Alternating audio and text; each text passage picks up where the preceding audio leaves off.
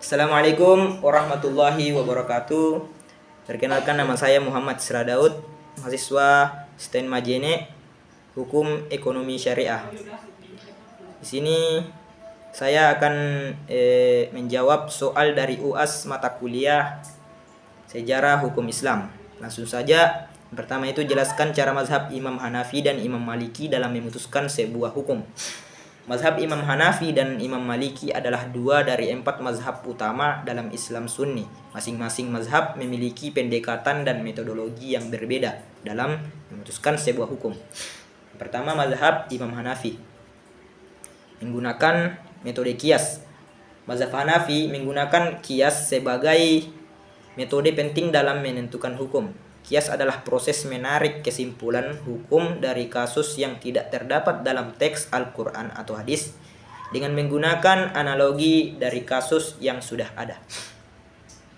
Metode yang kedua yaitu ijtihad. Mazhab Hanafi memberikan penekanan pada ijtihad, yaitu usaha pemikiran untuk menemukan solusi hukum atas masalah yang belum terdapat dalam teks-teks agama.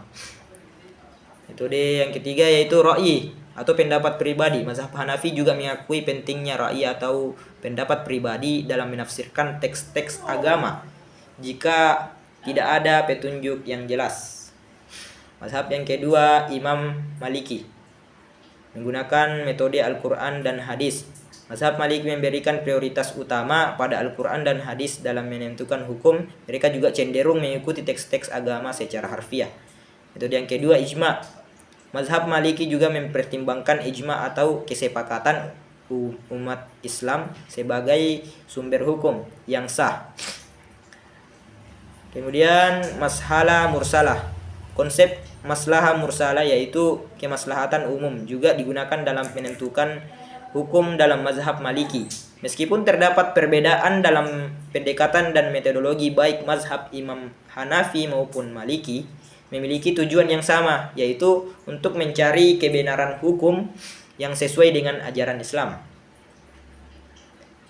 Soal yang kedua, jelaskan perbedaan ahlur ra'yi dan ahlu hadis terhadap pandangan tentang hukum Islam. Ahlur ra'yi dan ahlu hadis adalah dua kelompok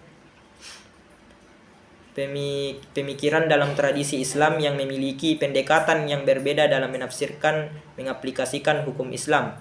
Yang pertama, ahlur ra'yi, metode menetapkan hukum. Ahlur ra'yi juga dikenal sebagai pengikut pendapat pribadi, cenderung menggunakan ijtihad dan kias atau analogi dalam menetapkan hukum Islam. Mereka memberikan penekanan pada pemikiran rasional dan analogi dalam menafsirkan hukum.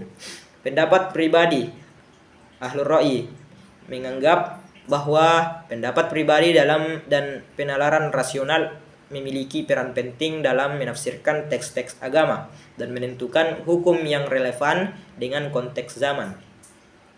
Ahlu hadis, prioritas pada hadis. Ahlu hadis memberi prioritas utama pada hadis sebagai sumber hukum Islam. Mereka cenderung mengikuti teks-teks hadis secara harfiah dan mempertimbangkan riwayat hadis dalam menetapkan hukum. Kemudian soal yang ketiga yaitu jelaskan kondisi penerapan syariah Islam pada masa Hindia Belanda. Penerapan syariah Islam pada Hindia Belanda mengalami berbagai tantangan. Perubahan akibat kolonialisme Belanda mempengaruhi struktur sosial, politik, hukum di wilayah tersebut. Berikut saya akan menjelaskan beberapa tantangan pada masa Hindia Belanda. Yang pertama, pengaruh hukum kolonial Belanda.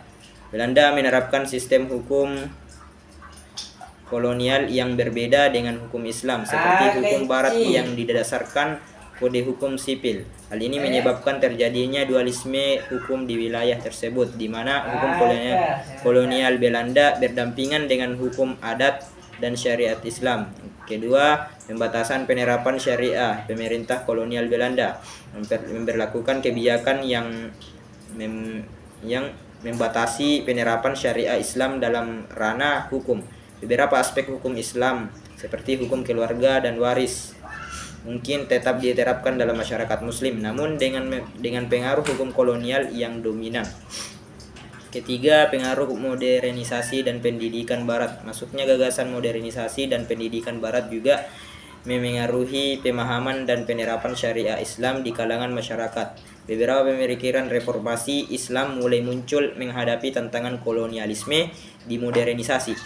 Keempat, perubahan sosial dan ekonomi. Perubahan sosial dan ekonomi yang terjadi akibat kolonialisme Belanda juga memengaruhi praktik dan penerapan syariat Islam. Masyarakat mulai menghadapi tantangan baru dan menjalankan ajaran agama dalam konteks yang berubah. Kelima, perlawanan terhadap kolonialisme. Beberapa kelompok masyarakat muslim melakukan perlawanan terhadap kolonial Belanda dengan menguatkan identitas dan nilai-nilai Islam. Dengan soal nomor 4, jelaskan apa yang dimaksud dengan Nusantara. Islam Nusantara. Islam Nusantara mengacu pada Islam yang berkembang di wilayah Nusantara yang mencakup kepulauan Indonesia, Malaysia, dan sebagian Filipina.